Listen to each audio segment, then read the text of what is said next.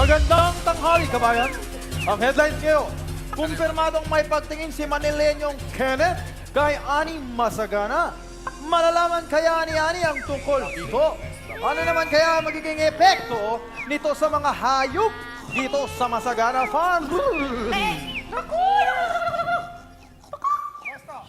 Ganda talaga ni Ani. Sorry. Ako nga dapat mag-sorry eh. Hindi ko kasi alam na nandyan ka. Sige na, mag-aral ka na. Ayoko makaistorbo ulit. Teka lang, Ani. Huwag ka munang umalis kasi masaya ako dahil nandito ka.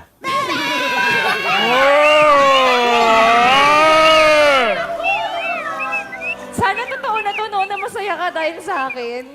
Oo. Sobrang saya ko, Ani. As in, sobra-sobra.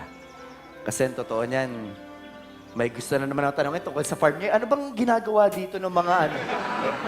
Kasi ang ganda ng setup. Bahala ka na nga. Saan? Ani. Ani. Uy, nako! Kenneth! Kenneth! Uy, Kenneth! Alam mo, welcome dito sa Masagana Farm. Ang farm na may breeding. Uy, Kenneth! Kenneth, bakit Po? hindi mo nalang aminin kay Ani na meron kang pagtingin sa kanya? Pagtingin? Oo. Ako po, sa kanya? Oo, kasi lagi kitang nakikita na tumitingin ka sa anak ko. Nako, alam mo ba? Nakpasensya ka na dito sa mga hayop namin, ha? Talaga namang napapakanta ko sa galak. Bakit hindi mo lang siya ligawan? Naku po, ay, nahihiya po kasi ako dahil napakaganda po niya. Aba, iba na talaga ang panahon ngayon. Noong araw, ang mga lalaki ang naglalakas ng loob para umakyat ng ligaw. Pero ngayon, ang babae na naliligaw sa lalaki. Pasensya na po kayo ha. Naunahan lang po talaga ako ng takot. Ay, wala kang dapat katakot. Total, pareho naman kayo ng interes. Maalaga kayo sa mga hayop. Pwede na kayo magkapamilya. Di ba? Pamilya po agad? Oo, sa tulad mga hayop na ito. Sige po, pag-iisipan ko po yan. O siya, habang nag-iisip ka, tulungan mo muna ako sa pagbubuhat ng sako ng mais. Naku! Parang walang mapupuntahan ang pag-iibigan ni Nani at Kenneth, Teka! Kumalma ka lang, puting tupa. Dahil ayon sa balita, wala namang ginagawa si Kenneth. Natotorpe lang yon. Sakyan na lang natin siya. Teka! Kabayong Noli! Di ba ikaw ang madalas sinasakyan? Hindi ang tao? Garap ka! Huwag na natin pansinin si Kenneth. Isipin na lang natin kung paano natin mapapasaya si Annie. Oo nga. Tama ka, Justin Bieber. Pero paano?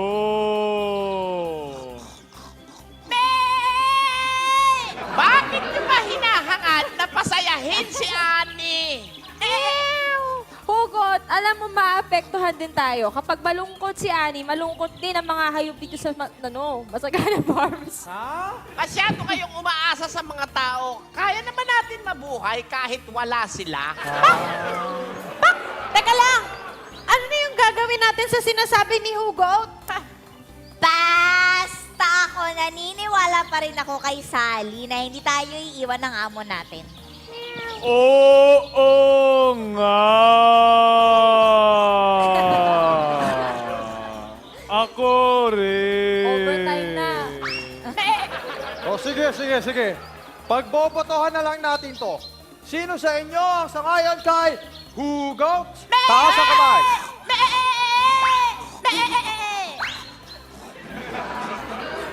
Okay. Sino naman kay Sally Pusa? Ayon sa survey, karamihan na sa atin na hindi sangayon sa pag-aaklas Dito lang tayo sa Masagana Farm. Kung ganon, Ang dami nila. wala na tayong kailangan pag-usapan pa. Paano yan, boss? Paano na yung pangarap nating makalaya? Tandaan mo, honey cured, lalaya rin tayo pagdating ng mga Hapon, ng panahon. Paano nga, boss? Paano? Basta may naisip akong paraan. Halika! Halika!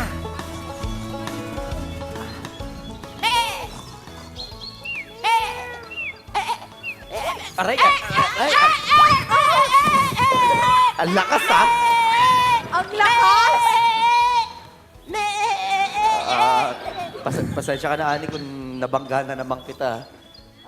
Anong ibig mong sabihin? Pareho tayong nahulog sa dayam. Kasi ang ibig ko sabihin, nahulog pala ako sa'yo. Ako rin eh. Matagal na akong nahulog sa'yo.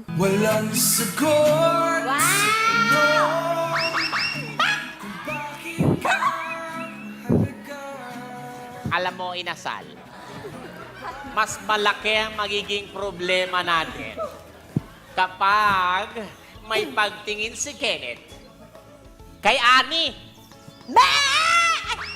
Baliktad! Manok ka, manok! Bakit mo naman nasabi yan? Kasi, ibig sabihin nun, susunod si Ani kay Kenneth, pupuntang Maynila, iiwan tayo! Oo nga, no? Kailangan malaman to ni Sunny! Tekla! Sunny Pusa! Sunny Pusa, natatakot ako baka iwan tayo ni Ani! Ipagpalit niya tayo kay Kenneth! Ano ka ba naman? Hindi na masyado kang paranoid! Pwede nang mangyari yun. Di mangyayari yun. Papakita ko sa inyo. Talaga? Ito, bibigay ko sa'yo para sa'yo talaga yan. Oo. Mahal na mahal kita eh. Sally Pusa, huwag mo na ngayon ha. Huwag mo na ngayon. Kenneth, tara. Oh. Tara. Ay, saan tayo pupunta?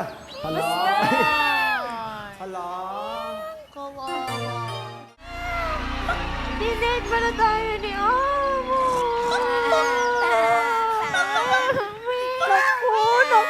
Naku. Paano na to? Pag